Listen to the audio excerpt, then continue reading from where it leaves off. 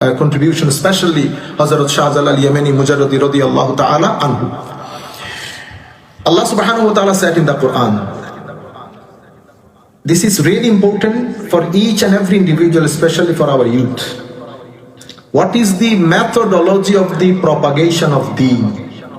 Deen প্রচার এবং প্রসারের একটা মেথোডোলজি আছে, মানে আপনি কোন ওয়েতে দিন প্রচার করবেন। কোরআনে পাকের মধ্যে আল্লাহ সুবহানাহু ওয়া তাআলা ইরশাদ করছেন, উদউ ইলা সাবিলি রাব্বিকা বিল হিকমা ওয়াল মাউইজাতিল হাসানা ওয়াজাদিলহুম বিল্লাতি হিয়া আহসান। হাদিসে পাকের মধ্যে আমার নবী ইরশাদ করেছেন, ইয়াসসিরু ওয়ালা তুআসসিরু, সহজ করো কঠিন করিও না, make it easy, don't make it too hard for the people. বাশশিরু ওয়ালা তুনাফফিরু, মানুষের মধ্যে মহব্বত বন্টন করেন, ঘৃণা ছড়াইয়েন না।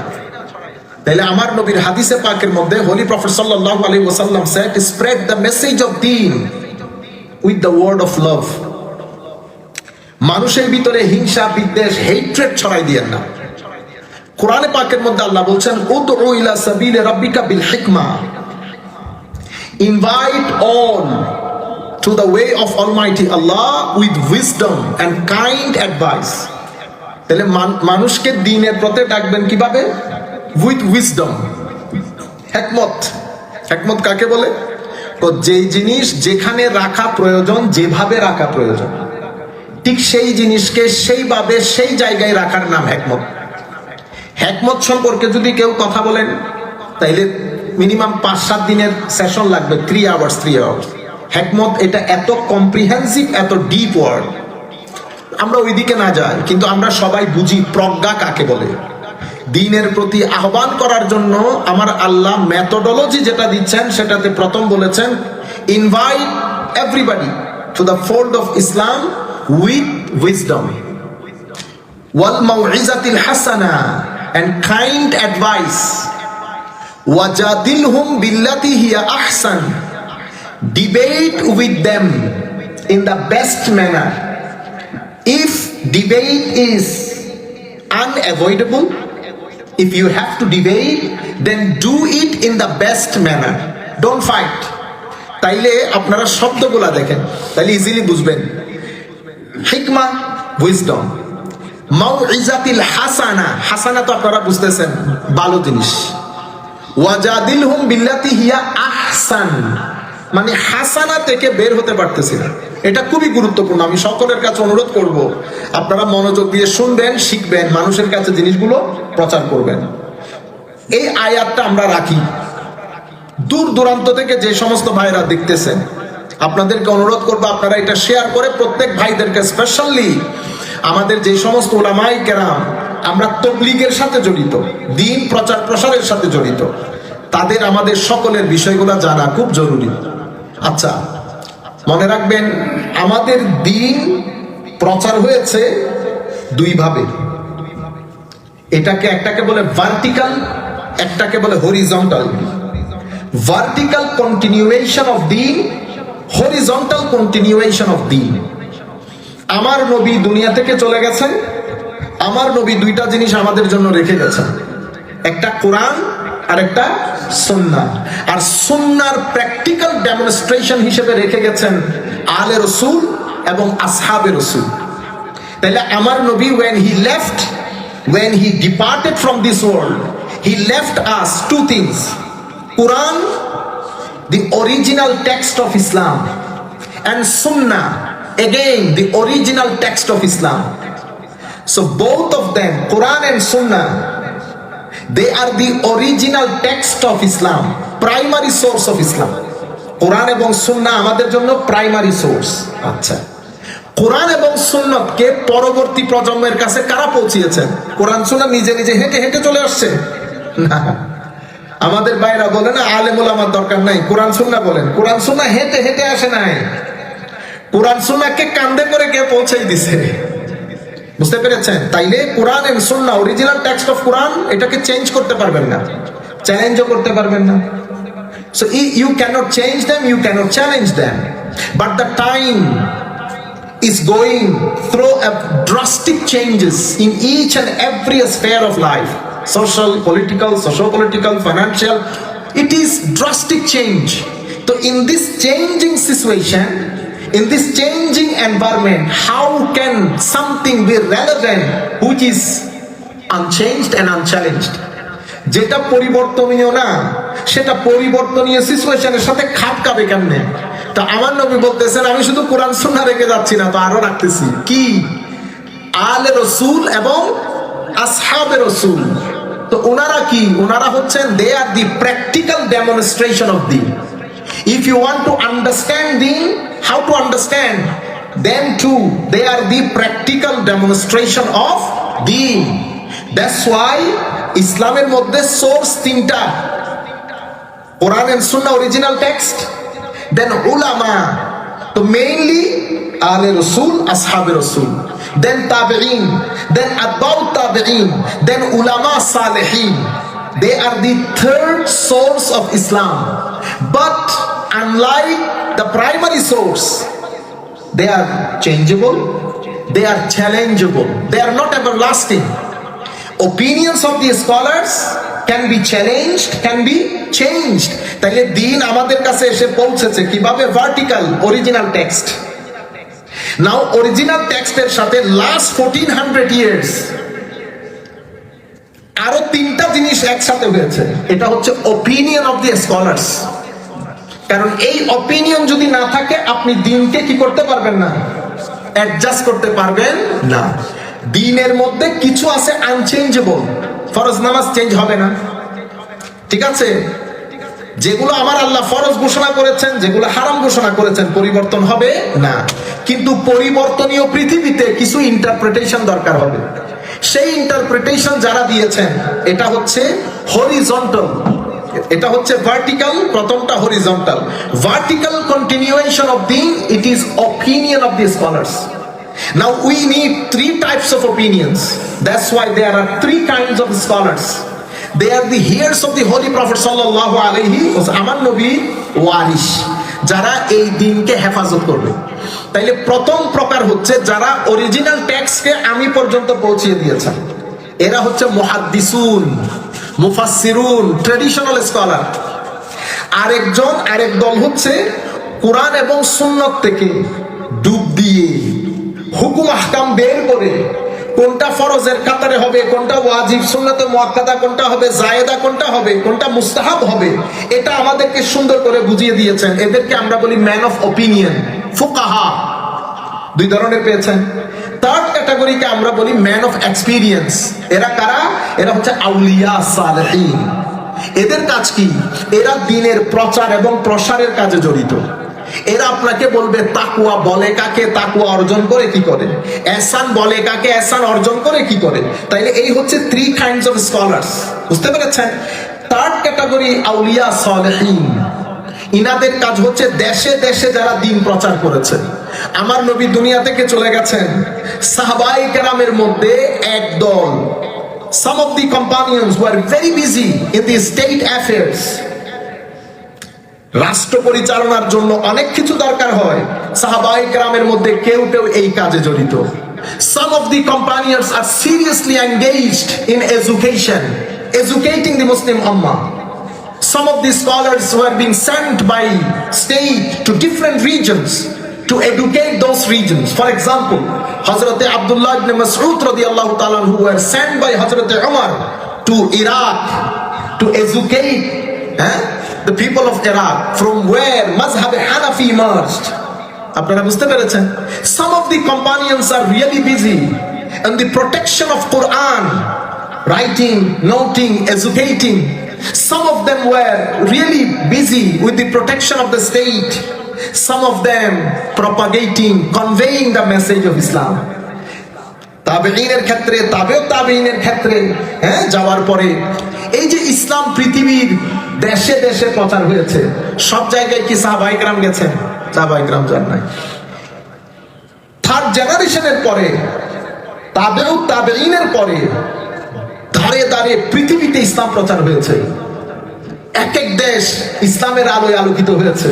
তাদের মাধ্যমে third category of the scholar, man of experience, আউলিয়া সালেহিন, এই যাদের মাধ্যমে দ্বীন প্রচার প্রসার হয়েছে, তাদের অন্যতম একজন ব্যক্তির নাম হযরতে শাহজালাল ইয়েমেনি মুজাদ্দিদি রাদিয়াল্লাহু তাআলা আনহু। আমরা এখানে থাকি না থাকি, হায়াত মউত, যখনই আপনারা চার পীর আউলিয়ার উর্স পালন করবেন, সবার উপরে শাহজালাল ইয়েমেনির নাম লিখবেন। কেন? কারণ বাংলার ভূখণ্ডে ইসলাম প্রচারের ক্ষেত্রে মূল দরজা খুলেছেন শাহজালাল ইয়েমেনি রাদিয়াল্লাহু আনহু। তাইলে আমাদেরটা শুকরিয়া আদায় হবে না। Why we celebrate or observe Urs? We want to express our heartfelt gratitude to them, that thank you very much that you people granted us with your company and spread this beautiful deen in our region. We are grateful. That's why we praying to Almighty Allah. Oh Allah, grant them Jannatul Firdaus. And oh Allah, reward them from the Ummah Muhammadi sallallahu alayhi wa sallam as it is relevant to them, the way they contributed, okay, in the propagation of deen. Hazrat Shahjalal Yemeni radiyallahu ta'ala anhu, the exact date that when he was born, it is debatable. But the day he passed away, the day he died, according to the statement or report of Ibn Battuta, he wrote a great book. The name is Ar-Rihla. In this book he said, Shahjalal Yemeni radiyallahu ta'ala who died on 20th of Zulqa'dah in 746 Hijri. That means 15 March 1346 century. So today 2026. He died in 1346. Today 1447 Hijri. But he died 746 Hijri. How many years before? Think. So his mother's name, Sayyida Hasina Fatima, his mother's name. And his father is Sayyid Mahmud ibn Muhammad ibn Ibrahim. Unfortunately, his father died when Hazrat Shahjalal Yemeni was 5 years old. And after his father's death, Hazrat Shahjalal Yemeniর নানা ছিলেন Jalaluddin সুরখপুশ রাদিয়াল্লাহু তাআলা, এবং হযরতে শাহজালাল ইয়েমেনির আব্বাজান হুজুর, উনি মসনবীর Jalaluddin রুমির সমসাময়িক ছিলেন, জলিলুল কদর আলেম ছিলেন এবং সুফি সাধক ছিলেন। আব্বাজান ইন্তেকাল করেছেন যখন বয়স 5 বছর। এরপরে মক্কায়ে মুআজ্জামার মধ্যে বড় হতে লাগলেন। কার তত্ত্বাবধানে? মামার তত্ত্বাবধানে। মামার নাম কি?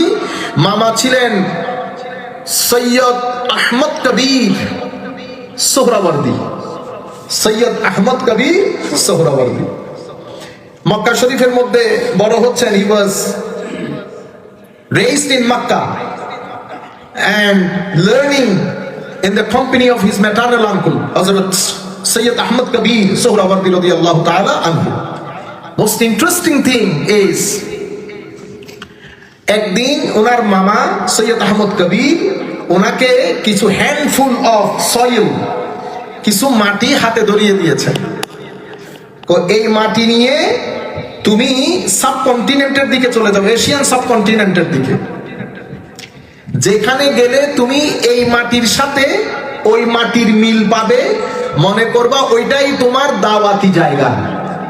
When you see this handful soil matches with the soil of that particular land in smell and color, think that this is the right place for you for the propagation of deen. দেখছেন? তাইলে কোথায় Yemen, কোথায় মক্কা শরীফ, কোথায় subcontinental Asia, India? হযরতে দাওয়ার কাজে উনি চলে আসলেন এখানে, অ্যারাবিয়ান পেনিনসুলা ত্যাগ করে, ইনক্লুডিং হিজ নেফিউ হযরতে শাহ পরান রাদিয়াল্লাহু তাআলা আনহু। আচ্ছা, এর পরবর্তীতে লম্বা ঘটনা, অনেক মানুষ তো হুজুরের সাথে জয়েন করছেন। হুজুর অনেক লম্বা ছিলেন না, পাতলা ছিলেন না, চেহারা পাকের মধ্যে খাস নূর, যেটা আওলাদ রাসূলের মধ্যে হয়। বুঝতে পেরেছেন? এরা খালক এবং খুলক, গঠনে এবং সুরতে, উভয় দিক থেকে সত্যিকার অর্থে আলে রসুলের মধ্যে যে নূর থাকে ওই নূরে নুরানি ছিলেন। তো উনি আসার সময় অনেক মানুষ ছিলেন, সাথে হযরতে শেখ চাশনি পীর রাদিয়াল্লাহু তাআলা আনহু উনিও সাথে ছিলেন। And he was a pedologist. Pedologist means যারা সয়েল গবেষণা করতে পারে। তো এই দায়িত্ব ওনার কাঁধে ছিল যে this is the soil given by Sheikh Ahmad Kabir, if you see any soil okay matches this soil then that is the particular area for us to spread the দাওয়া। তো হযরতে চাশনি পীর রাদিয়াল্লাহু তাআলা আনহু ওনার হাতে এই মাটি সুপর্দ করা হলো। ওনারা ঘুরতে ঘুরতে কোথায় আসছেন? ইন্ডিয়াতে এসে পৌঁছেছেন। সেখানে ওনাদের সাথে সাক্ষাৎ হয়েছে হযরতে নিজামউদ্দিন আউলিয়া রাদিয়াল্লাহু তাআলা। আল্লাহর ওলিদের চ্যানেল আছে। ওনারা যখন কোনো ভূখণ্ড দিয়ে যেতেন, হুজুর আমরা কোনোদিন এই কাজ করব না, আমরা যদি জানি এই ভূখণ্ডের মধ্যে এই ভদ্রলোক আছেন বড় আলেম, এই ভদ্রলোক আছেন বড় আলেম, তা আমরা কোনোদিন আলেমের কাছে যাবে না। কেন? আমি ওনার কাছে গেলে আমার ইজ্জত কি হয়ে যাবে? কমে যাবে। তা মানে চিন্তা চেতনার মধ্যে আল্লাহর ওলিদের চিন্তা চেতনা, তাকওয়া পরহেজগারের চিন্তা চেতনা আসমান জমিনের ফারাক। আল্লাহর ওলিরা ইতোপূর্বে আমি এখানে বলেছি কিনা জানি না, খাজা মাইনুদ্দিন চিশতির কথা যখন বলেছি, তাহলে দেখতেছেন পুরা বাগদাদ শরীফ থেকে যাত্রা শুরু করে আজমের পর্যন্ত পৌঁছাইতে পৌঁছাইতে কত আল্লাহর ওলি উলামায়ে কেরামের সাথে সাক্ষাৎ করেছেন হযরতে খাজা মাইনুদ্দিন চিশতি। উনিও আসার সময় দিল্লির মধ্যে হযরতে নিজামউদ্দিন আউলিয়া কেবলা কাবার সাথে সাক্ষাৎ। নিজামউদ্দিন আউলিয়া রাদিয়াল্লাহু তাআলা আনহু when he was leaving, Hazrat Nizamuddin Auliya gave him a pair of very special pigeon। इनको एक पेयर कबूतर गिफ्ट किया, যেটাকে আমরা জালালি কবুতর বলি। আপনারা বুঝতে পেরেছেন? এই কবুতরটা গিফট করেছেন হযরতে নিজামউদ্দিন আউলিয়া রাদিয়াল্লাহু তাআলা আনহু। উনি এভাবে আমাদের ওই ভূখণ্ডের মধ্যে আসলেন, কিন্তু এখানে অনেক দিন সময় লেগেছে। হেঁটে যে চলে এসেছেন সেরকম না, গেলেন এক এলাকায় থেকেছেন, দিনের দাওয়াত করছেন, ওই পার্টিকুলার এরিয়া খুঁজতেছেন, শেষ পর্যন্ত সিলেটের ভূখণ্ডে আসলেন।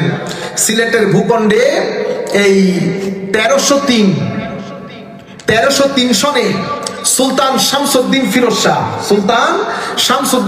Shah of Lucknowti was engaged in war with the neighboring Gaur kingdom, রাজা গৌর গোবিন্দ। উনি প্রায় আমার মনে হয় প্রায় 5 বার আক্রমণ করেছেন হযরতে শেখ সুলতান শামসুদ্দিন ফিরোজ শাহ, প্রায় 3 বার আক্রমণ করেছেন এই গৌর গোবিন্দর ওই কিংডমকে, কিন্তু হারাইতে পারে নাই। শেষ পর্যন্ত আল্লাহ পাকের মেহেরবানি একটা ঘটনা ঘটেছে, আপনারা জানেন বুরহানুদ্দিনের ওই ঘটনা, গরু জবাই করতে দেয় নাই, ওইটা নিয়ে হত্যাযজ্ঞ হয়েছে। এই কেস হযরত শাহজালাল ইয়েমেনির দরবারে গেছে।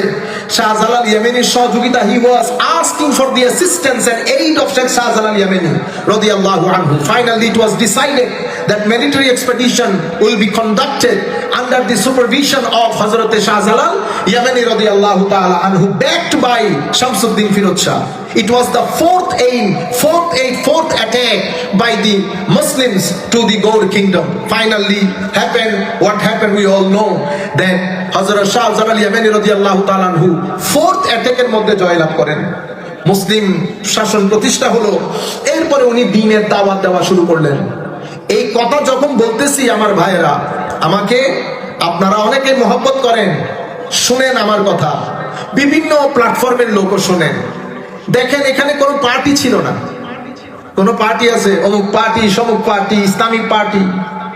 আপনারা কথা যখন বলেন আপনাদের বড়দের থেকে শুনেছেন হয়তো, বা আমাদের রং প্রেজেন্টেশন উর্সের মধ্যে আমরা যখন বক্তব্য রাখি, যে ইনফরমেশন গুলো তরুণ প্রজন্মকে দেওয়া দরকার, আমাদের যারা পলিসি মেকার বিশেষ করে তাদেরকে বলবো, আপনারা যখন এই প্রোগ্রামগুলো করব, তো আমাদেরকে যারা এখানে বসে দেখছে তার থেকে 1000 গুণ বেশি লোক আমাদেরকে অনলাইনে দেখে।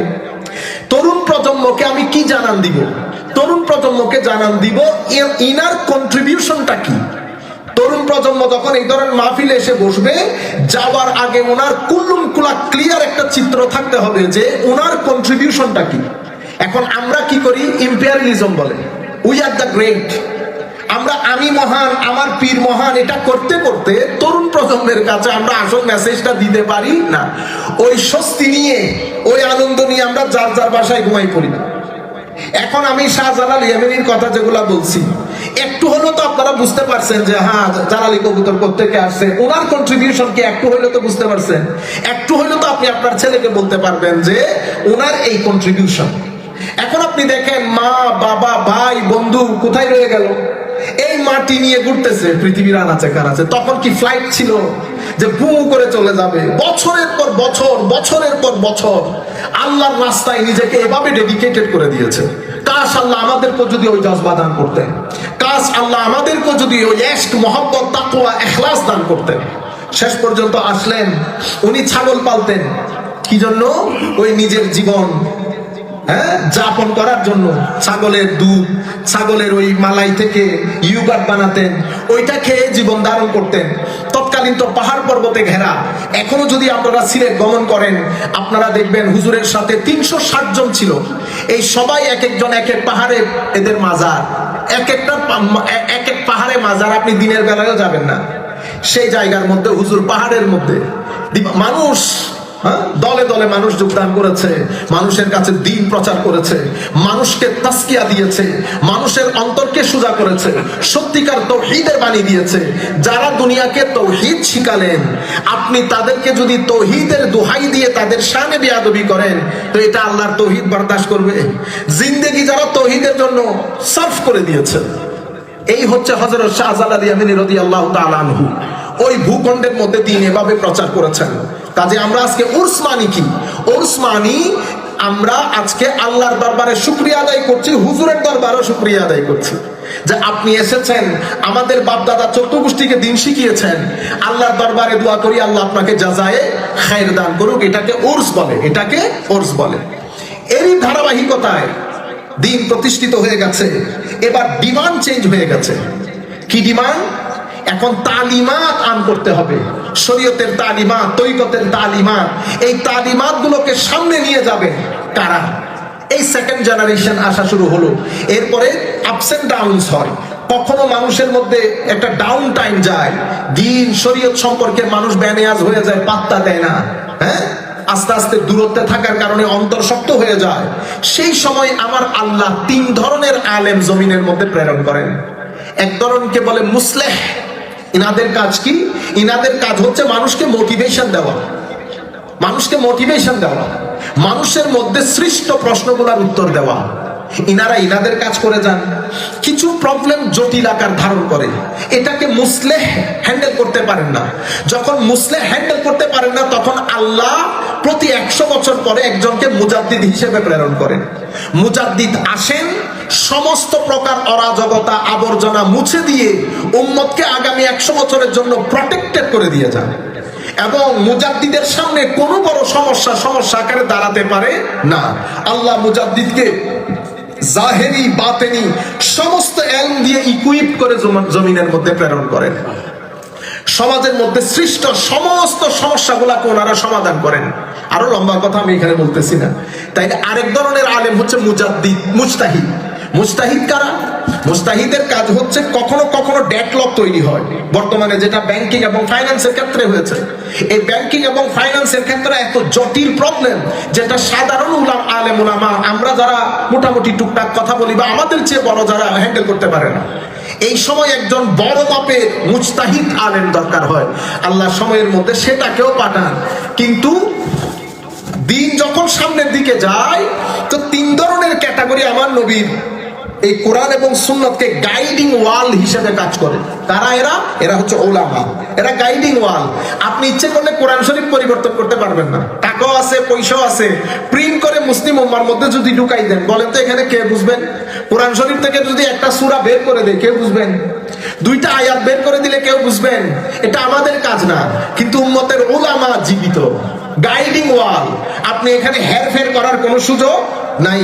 হাদিস শরীফ থেকে 2টা হাদিস বাদ দিয়ে কোনো কিছু করতে পারবেন না। কাদের কারণে? আমার নবীর উম্মতের উলামার কারণে। তো এখন উলামা কোথায় তৈরি হবে? গ্যারেজে? গ্যারেজে তো উলামা তৈরি হবে না। উলামার জন্য কি লাগবে? সিটিং অফ নলেজ লাগবে। তো এক সময় সিটিং অফ নলেজ প্রয়োজন হচ্ছে। যখন সিটিং অফ নলেজ প্রয়োজন হচ্ছে, স্বাভাবিক সিটিং অফ নলেজ কে বানাবে? আমি বানাবো, আপনি বানাবেন। আপনি বানাইলে আপনি 2-4 জন মানুষকে একসাথে করলে, ধরেন কোন রকম বেড়ার ঘর একটা তৈরি করলেন। আমার আল্লাহ কি করেন, উম্মতের কিছু কিছু আলেমের মধ্যে এলমে ভেলায়ত নূর দিয়ে ভরপুর করে দেন। ওনার সিরিকোটি রাদিয়াল্লাহু তাআলা আনহু কিবলা কাবা, উনি তখন আজ থেকে 100 বছর হয়ে গেছে প্রায়, হ্যাঁ, উনি আসছেন কোথায়? আমাদের বাংলাদেশে। সেই পাকিস্তান হরিপুর থেকে, সাউথ আফ্রিকা তো কাজ আছে, আরাকান বার্মার, মানে ওই হিত্তার মধ্যে আমার মনে হয় ওনার ভাগ্যের মধ্যে পড়েছে যে রিলিজিয়াস ইনস্টিটিউশন করো, মাদ্রাসা করো। হয়তো মদিনা শরীফ থেকে এটার হুকুম হয়েছে। যেখানে গেছেন ইচ্ছে করলে শুধু তরিকতের কাজ করতে পারতেন, মানে শুধু মুরিদ করা, এটাও করতে পারতেন, কিন্তু এটা করেন নাই। প্রতিষ্ঠান করেছেন, যেখানে গেছে প্রতিষ্ঠান করেছেন। ঘুরতে ঘুরতে হযরত শাহজালাল ইয়েমেনি যেমন মাটি নিয়ে ঘুরেছেন, হযরত সৈয়দ আহমদ শাহ সিরিকোটিও মাটির সন্ধানে ছিলেন। নিশ্চয়ই মদিনা শরীফ থেকে আমার নবীর ইশারা ছিল যে মাটি বলে দেবে তুমি কোন জায়গায় প্রতিষ্ঠান করবে। সেই অঞ্চলের মধ্যে গিয়ে মাটিতে হাত দিয়ে বলেছেন ইহা সে কি বু আ রাহা। এই বর্তমানে 16 শহর যেখানে মাদ্রাসা প্রতিষ্ঠা হয়েছে, 1954 এর দিকে মাদ্রাসা প্রতিষ্ঠা হয়, 1954, আজকে 2026। প্রতিষ্ঠা হওয়ার পর থেকে পৃথিবীর ইতিহাসে বিরল এই ঘটনা, খুব কম জায়গায় এই ঘটনা ঘটেছে। প্রতিষ্ঠা হওয়ার পর থেকে যেই পরিমাণ আলেম উলামা ফকিহ দরবেশ এই মাদ্রাসা গিফট করেছে সোসাইটিকে, এটা বিরল ইতিহাসের মধ্যে। আপনি জালালউদ্দিন আল কাদেরী বলেন ওখানকার, মুফতি আব্দুল ওয়াজেদ বলেন ওখানকার, এরকম জামানার বুজুর্গ উলামায়ে কেরাম পূর্ববর্তী পরবর্তী সব এই জামিয়া থেকে প্রডিউস হয়েছে, হয়ে আজকের দিন পর্যন্ত পুরা পৃথিবীর বুকে দ্বীনের আলো জ্বালাচ্ছে। সত্যিকার যেটা দ্বীনের আলো সেটা জ্বালাচ্ছে।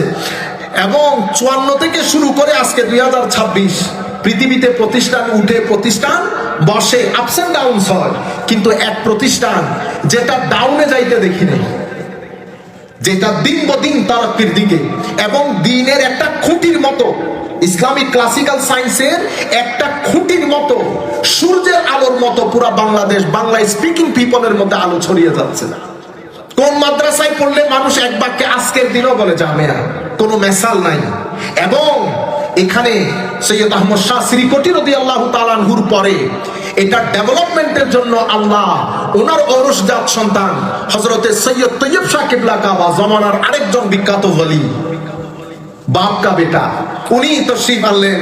উনি জামিয়াকে যেভাবে যেভাবে ডেভেলপ করা দরকার করে আজকের দিন পর্যন্ত আপনি জামিয়ার আন্ডারে প্রায় 300-র মতো মাদ্রাসা পুরা বাংলাদেশ ব্যাপী প্রতিষ্ঠিত হয়েছে। আপনারা সবাই মনে করেন শুধু জামিয়া, শুধু জামিয়া না, জামিয়ার আন্ডারে প্রায় 300-র মতো প্রতিষ্ঠান পুরা বাংলাদেশ ব্যাপী প্রতিষ্ঠিত হয়েছে। আমি এটা বলছি না যে জামিয়াই একমাত্র প্রতিষ্ঠান সুন্নিয়তের, ইন্না লিল্লাহ। আমি আপনাদেরকে বিনয়ের সাথে অনুরোধ করব, আপনারা যখন এই কথাগুলো তুলে ধরবেন তো শুধু আমি করবেন না, যাদের মাধ্যমে সুন্নিয়তের একটা ইটের খেদমত হয়েছে তারা সবাই আমাদের মাথার উপর, তারা সবাই আমাদের মাথার উপর। এবং কেউ সেটা অস্বীকার করে না। আমরা যেখানে যাই এক বাক্যে মানুষ আমাদেরকে সম্মান করে জামিয়ার ছাত্র হওয়ার কারণে, জামিয়ার কারণে এক নামে সবাই চিনে। জামিয়া বললে একটা ভীতি মানুষের অন্তরের মধ্যে জাগরিত হয়, জামিয়া বললে কেমন যেন একটা শ্রদ্ধা। এবং সুন্নিয়তার জামিয়া একই মুদ্রার এপিঠ ও পিঠে পরিণত হয়েছে। আশকে রসুল, আদবে রসুল, হুব্বে রসুলের এক আজীব তালিমাত জামিয়ার মাধ্যমে আল্লাহ রাব্বুল আলামিন সুসম্পন্ন করেছেন। এবং এটার পেছনে মূল বীজ যিনি বপন করেছেন তার নাম সৈয়দ আহমদ শাহ সিরিকোটি কিবলা কাবা। আমাদের আজগর চাচা জামিয়ার ছাত্র, আমাদের এখানে এই শওকত আছে, উসমান আছে, আমাদের মুশতাক আছে। আমরা গরিব আছি, আমাদের কথা নাই, বললাম আমরা গরিব শরীফ মানুষ, কিন্তু এরা সবাই জামিয়ার ছাত্র। এবং জমানার বিখ্যাত বিখ্যাত মুফতি, মুফতি ওসি রহমান কিবলা কাবা জামিয়ার ছাত্র। সোলামান শাহ হুজুর জামিয়াতে পড়েছেন, জালাল শাহ হুজুর জামিয়াতে পড়েছেন। আপনি চিন্তা করে দেখবেন যে এক প্রতিষ্ঠান থেকে জেনারেশন টু জেনারেশন, এবং এমন একটা প্রতিষ্ঠান আল্লাহ রাব্বুল আলামিন হুজুর কিবলার মাধ্যমে প্রতিষ্ঠিত করেছেন। সমস্ত আলেম উলামা সবাই পিপাসার্থ থাকে জামিয়াতে একদিন এসে পড়ানোর জন্য। সবার ভিতরে একটা জেনে না জেনে একটা পিপাসা থাকে। সমস্ত ছাত্রের মধ্যে একটা স্বপ্ন থাকে জামিয়ার ছাত্র হবে, এটা এই জিনিসটা লালন করে। তো সেই কারণে আমরা আজকে সৈয়দ আহমদ শাহসিরি কোটি কেবলা কাবারো উরসে পাক আজকের এই অনুষ্ঠানের সাথে আমরা কি করেছি, শরীক করেছি। কনসেপ্ট কি? কনসেপ্ট হচ্ছে two express our heartfelt gratitude, আমাদের অন্তরের অন্তঃস্থল থেকে ধন্যবাদ জানানোর জন্য যে আল্লাহ আপনার এই আজিম কন্ট্রিবিউশনের জন্য আপনাকে আল্লাহ জাযায়ে খায়র দান করুন, আহসানুল জাযা নিয়ামুল বদল দান করুন। আমি এই দুই জাতের দোয়ার মাধ্যমে আমাদের আজকের এই মূল বক্তব্য ছিল না, আমি চাচ্ছিলাম এই মেসেজটা দেই সবাইকে, বিশেষ করে যারা আপনারা শুনতেছেন। আমাদের এখানে যখনই কোনো আলেম উলামার আমরা উর্স করি, আলোচনা সভা করি, জারি করি, আপনারা দয়া করে আয়োজক যারা আছেন অথবা আপনি যদি আমাকে বক্তা হিসেবে নিয়ে যান, তো আমার উদ্দেশ্য কি থাকবে, আমার মিশন কি? এখানে আমরা আছি, আমরা যে কোনো কারো আলোচনা সবাই গিয়ে এমন ভাবে কথা বলি, কে কষ্ট পাচ্ছে কে কষ্ট পাচ্ছে না ডাজন্ট ম্যাটার, প্রমাণের চেষ্টা করি আমি মহান, আমার চেয়ে আর কেউ মহান নাই। না না, আমাদের এখানে ম্যাক্সিমাম লোক তরুণ বাংলাদেশের, তারা জানতে চায়, বুঝতে চায়। আপনি তাদেরকে টার্গেট করেন। আমরা কি করি, মাহফিলে আসার সময় প্রি কনসেপটিভ হয়ে আসি, মাথার ভিতরে রেখেছি অমুক অমুক এটার বিরোধিতা করে। বস মাইক পেলে আমি এতগুলা মানুষকে এক সাইডে পেলে ওই দুইজনকে বন্দুক ধরি, বন্দুক দিয়ে গুলি করি, গুলি করার পরে সেন্স আসে কিনা চেক করি, যদি থাকে আরেকটা ছুরি মারি দুনিয়া থেকে বিনাশ করে দেওয়ার জন্য। এই দুইজনকে টার্গেট করতে গিয়ে 99.99% হাতছাড়া হয়ে গেছে। না, আপনারা যেটা করবেন, এই যে আমরা জাস্ট সিম্পলি একটা আজকে এক্সাম্পল দিলাম যে দুই হাস্তির উর্স পালন করছি, কেন করছি? এখন আপনি আমাদের এখানে যে কাউকে যদি জিজ্ঞেস করেন উর্স কেন পালন করি, যে কেউ বলতে পারবে শুকরিয়া আদায়ের জন্য। কার শুকরিয়া আদায়? আল্লাহ। কারণ আল্লাহ ওনাদেরকে না পাঠাইলে আমরা পাইতাম না, এরপরে ওনাদের শুকরিয়া। কারণ কি?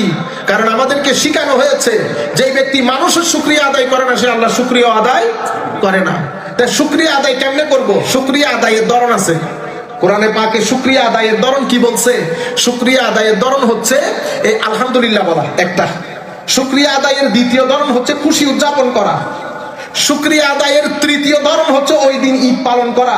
তো এনাদের মাধ্যমে আমরা এভাবে উপকৃত হয়েছি, আমরা আল্লাহর দরবারে শুকরিয়া আদায় করছি, ওনার দরবারেও শুকরিয়া আদায় করছি। তাইলে আমাদের এখানে যারা উপস্থিত লোক আছেন প্রত্যেকেই জেনে গেছে, যারা আপনারা শুনতেছেন আপনারাও জেনে গেছেন আমরা উর্স কেন করি।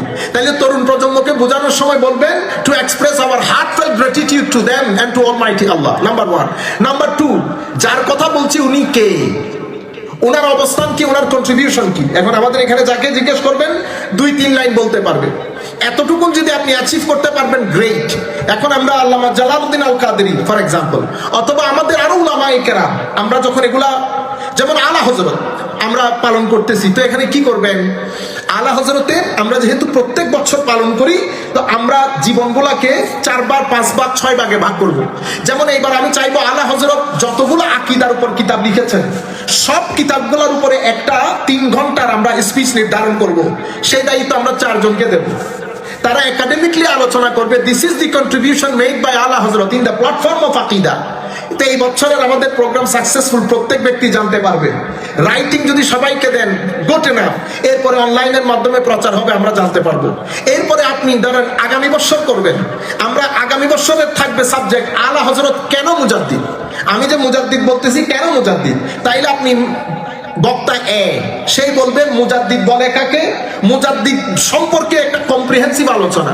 যাকে আলোচনা করতে দেই আমি আমি আমি দয়া করে ইউটিউবের মধ্যে বড় বড় স্কলারের বক্তব্য আছে, শুনবেন, শুনে ঠিক করবেন যে বক্তব্য দেয় কি করে।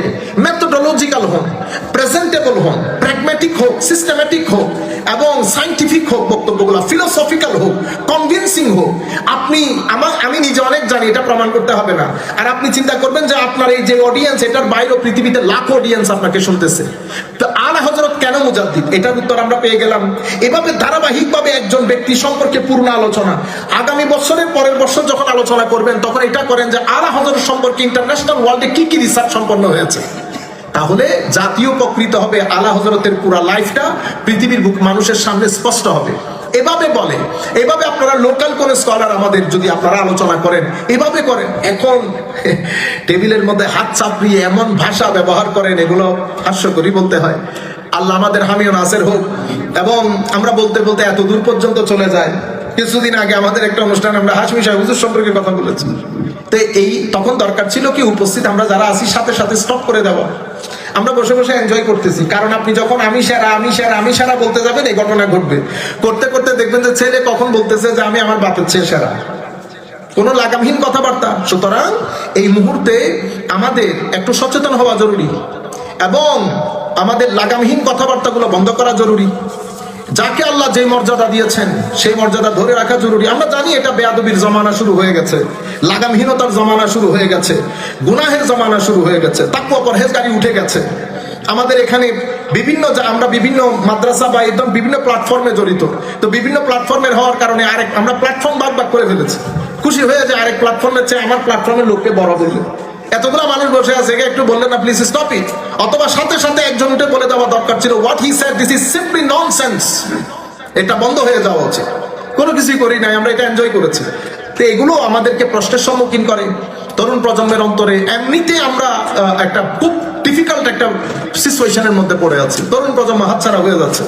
এই পরিস্থিতিতে আমরা নিজেদেরকে রক্ষা করা উচিত। আমাদের যে ফিগারগুলো আছে সেই ফিগারগুলোকে জায়গায় রেখেন, দে আর অ্যাকনলেজড রেসপেক্টেড বাই অল। আমরা যতটুকু আমাদের হাত, যে আমরা তো আর উপরে দেখি নাই, ইমাম আহলে সুন্নাত আল্লামা হাশমি সাহেব মাথার তাজ ওখানে রাখেন। শেরে মিল্লাত মুফতি ওবায়দুল হক নাইমি, আল্লামা জালালউদ্দিন আল কাদরি খতিবে বাঙ্গাল, আমরা যাদেরকে দেখেছি ওনাদের মাকামে ওনাদের রাখেন। যেখানে মাহফিল হবে আমরা সেখানে দৌড়ে যাব। ইমামে আহলে সুন্নাত ইমামে আহলে সুন্নাত, not comparable to anybody else. End of the story. বাস আপনি এভাবে মানুষের সামনে তুলে ধরেন, ওনারা আমাদের ফিগার। আল্লাহ রাব্বুল আলামিন আমাদের হামি ও নাসির হোক। মাওলাই করিম আমাদেরকে বুজুর্গানে দ্বীনের ফুয়ুজাত দিয়ে আল্লাহ আমাদেরকে ধন্য করুক। সবার প্রতি দোয়া কামনা। আজকে আমি যেখানে বসে আপনাদেরকে কথাগুলো শোনাচ্ছি, স্ট্যামফোর্ড কানেকটিকাটে আমাদের ভাইদের মাধ্যমে, চট্টগ্রামের আনোয়ারার ভাইদের মাধ্যমে, একচ্ছত্র আনোয়ারার ভাইদের মাধ্যমে, চট্টগ্রাম বললে তো বৃহত্তর চট্টগ্রাম মাধ্যমে প্রতিষ্ঠিত আহলে সুন্নাত ওয়াল জামাতের মার্কাজ। দোয়া করবেন আল্লাহ যেন এই মার্কাজকে সেন্টার হিসেবে প্রতিষ্ঠা দান করেন। কিয়ামত পর্যন্ত এটাকে ইসলাম প্রচারের একটা আজিম মার্কাজ হিসেবে যেন আল্লাহ কবুল করেন। ইলম ও মারিফাতের হিকমতের সেন্টার হিসেবে যেন আল্লাহ কবুল করেন। ওয়া মা আলাইনা ইল্লাল বালাগুল মুবিন। আসসালামু আলাইকুম ওয়া রাহমাতুল্লাহি তাআলা ওয়া বারাকাতুহু।